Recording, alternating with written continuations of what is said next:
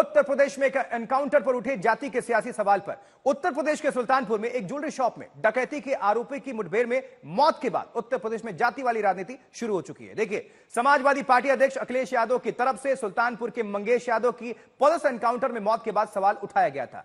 डकैती में शामिल बाकी आरोपियों की तरह मंगेश को भी सरेंडर क्यों नहीं कराया गया, उसकी हत्या क्यों की गई, यह कहना है। ये सोशल मीडिया पर एक्स पर लिखा है। अखिलेश यादव ने लिखे हैं कि लगता है सुल्तानपुर की डकैती है। पूरा आप देख पा रहे हैं, तस्वीरें आप देखिए जरा। मुलाकात भी हुई। इसके बाद अब समाजवादी पार्टी की ओर से एक प्रतिनिधि दल मृतक मंगेश यादव के घर मिलने पहुंचा है। समाजवादी पार्टी के नेता और विधान परिषद के नेता प्रतिपक्ष लाल बिहारी यादव जौनपुर के अरौरा गांव में पहुंचे हैं। अब देखिए जरा अखिलेश यादव क्या लिख रहे हैं, यह आपको हम दिखा रहे हैं। मृतक मंगेश यादव का पैतृक घर है। लाल बहादुर यादव मृतक परिवार से मुलाकात भी उन्होंने की है।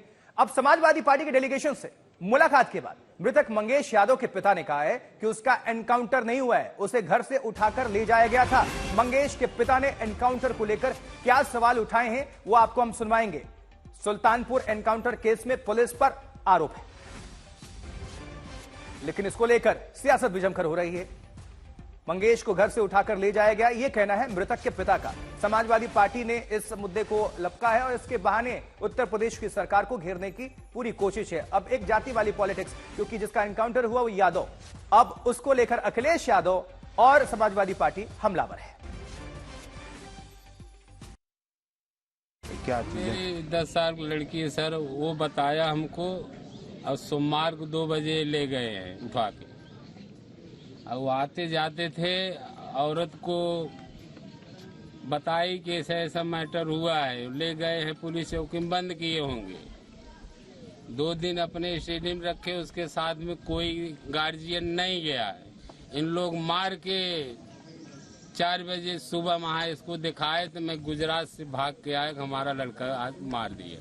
हम लोग बराबर सवाल उठा रहे हैं कि जाति के नाम पर जो है, चाहे मुस्लिम हो चाहे यादव हो, 2 को टारगेट, चाहे बैकवर्ड क्लास का हो व्यक्ति, उसको टारगेट सरकार द्वारा पुलिस से बनवाया जा रहा है और उसका उत्पीड़न किया जा रहा है। ऐसा क्यों सर?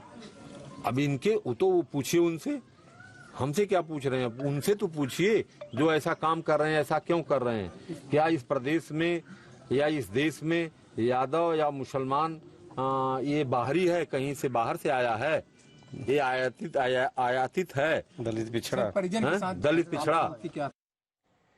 तो समाजवादी पार्टी और कांग्रेस पार्टी लगातार इस एनकाउंटर को लेकर सवाल खड़े कर रहे हैं और जाति देखकर गोली मारने का आरोप उत्तर प्रदेश पुलिस पर लगा रहे हैं। इस बीच लोकसभा चुनाव के बाद से ही जाति की राजनीति उत्तर प्रदेश में परवान बढ़ती जा रही है, लेकिन प्रतिक्रियाएं क्या है इसको लेकर आपको हम सुनवाते हैं। क्या यादव होना गुनाह है? नहीं है ना। और किसी अपराधी ने अपराध किया तो उसकी सजा कानून देगा, अदालत देंगी। जिस तरीके से चाहे अतीक का हो, चाहे मुख्तार का हो, चाहे जेल में मुन्ना बजरंगी का हो, जिस तरीके से हत्याएं हुई हैं और जिस तरीके से इनकाउंटर हो रहे हैं, उस पर सवाल उठना लाजिम है। और जिस तरीके से आप ये इस घटना में कत्ल किया गया है ऐसा लोग बता रहे हैं, वो तो उस पर सवाल उठेंगे ही उठेंगे। तो लोकसभा चुनाव के बाद से ही जाति की राजनीति उत्तर प्रदेश में परवान चढ़ती जा रही है, हावी है और अब पुलिस कार्रवाई में भी जाति का एंगल आ रहा है। हालांकि भारतीय जनता पार्टी का कहना है कि समाजवादी पार्टी पहली बार अपराधियों के साथ खड़ी नहीं हो रही है। इससे पहले भी मुख्तार अंसारी के घर मातम पुरसी करने समाजवादी पार्टी के नेता पहुंच चुके हैं। कि सबसे ज्यादा अगर फेक इनकाउंटर किसी प्रदेश में हो रहे हैं तो वो उत्तर प्रदेश में है। उच्च न्यायालय ने कई बार इस पर फटकार भी लगाई है और भारतीय जनता पार्टी सरकार को इस पर श्वेत पत्र भी देना पड़ा है। क्या ऐसी वजह है कि अगर वो किसी खास किस्म की जाति के हों या धर्म के हों तो उनको टारगेट किया जाता है? जिस घटना का आप उल्लेख कर रहे हैं, उस घटना का जो मुख्य आरोपी था, जो मास्टरमाइंड था, वो 1 दिन पहले सरेंडर कर देता है और उसको कुछ नहीं होता है। जो उसके साथी होते हैं उनको जो है इनकाउंटर में मार दिया जाता है और वो भी एक अमुक जाति का है, तो सवाल तो उठेंगे ही। अपराधियों का साथ देने में समाजवादी पार्टी किस न्यूनता तक जाएगी? अब समाजवादी पार्टी अपराधी के घर जाकर के मातम पुरसी करना चाह रही है। पहले मुख्तार अंसारी के घर जाकर के वहां मातम पुरसी करने का काम अखिलेश यादव जी करते हैं और अब मंगेश यादव जो 1 लाख रुपए का इनामिया बदमाश था, जो पुलिस पर गोली चलाने का दुस्साहस कर रहा था, अब उसके यहां फातिहा पढ़ने के लिए समाजवादी पार्टी के नेता प्रतिपक्ष विधान परिषद के जा रहे हैं। ये समाजवादी पार्टी का जाति प्रेम उत्तर प्रदेश को लेकर के गर्त में गया था, ये उत्तर प्रदेश को फिर गर्त में लेकर जाना चाहते हैं। अब देखिए जरा, ये सारा मामला तब शुरू हुआ था जब 2 दिन पहले उत्तर प्रदेश एसटीएफ ने 1 लाख रुपए के इनामी आरोपी को भागते हुए पकड़ने की कोशिश में गोली मारी थी। आरोपी मंगेश यादव पर सराफा व्यापारी की दुकान में लूट का आरोप था, यानी आरोपी था ये, और हफ्ते भर से पुलिस उसे तलाश रही थी।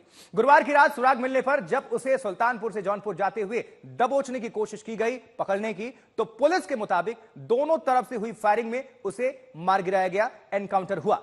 इससे पहले पुलिस ने घटना में शामिल अन्य आरोपियों को पकड़ चुकी थी। अखिलेश यादव का आरोप है कि जब बाकी आरोपी जिंदा पकड़े गए और अदालत में सरेंडर भी कर दिया, तो सिर्फ मंगेश यादव को गोली क्यों मारी गई, यह आरोप है।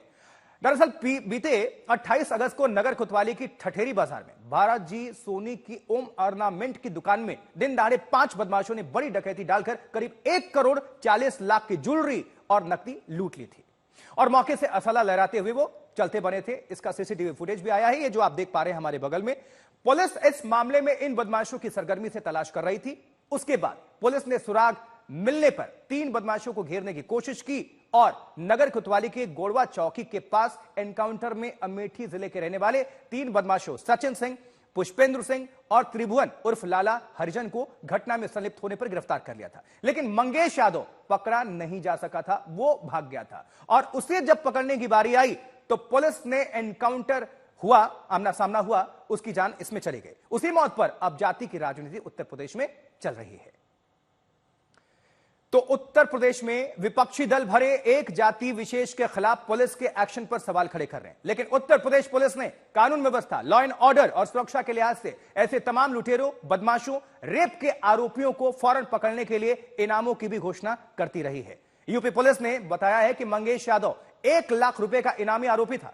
उसके खिलाफ उत्तर प्रदेश के जौनपुर, सुल्तानपुर, प्रतापगढ़ में चोरी, लूट और डकैती के 8 मामले दर्ज थे, जिसमें सुल्तानपुर में 3, जौनपुर में 4 और प्रतापगढ़ में 1 मुकदमा दर्ज है। मंगेश के खिलाफ सुल्तानपुर में 2022 में गैंगस्टर एक्ट का भी केस दर्ज हुआ था। मंगेश पर डकैती के बाद मिले हिस्से में भी चोरी करने का आरोप लग चुका है।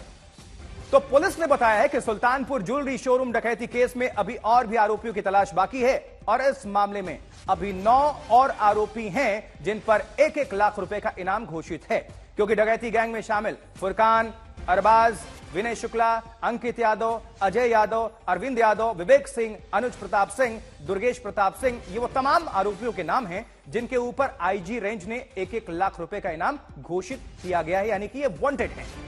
अब ये सियासत आगे कहां तक बढ़ती है, देखिए जरा। मंगेश यादव पर यूपी पुलिस का यह खुलासा हुआ है। 1 लाख रुपए का इनामी था और कई मामले, यानी कि 8 मुकदमे तो पहले से ही दर्ज है, जिसमें 3 जिले शामिल हैं। सुल्तानपुर में मंगेश पर गैंगस्टर एक्ट का भी मुकदमा चल रहा था।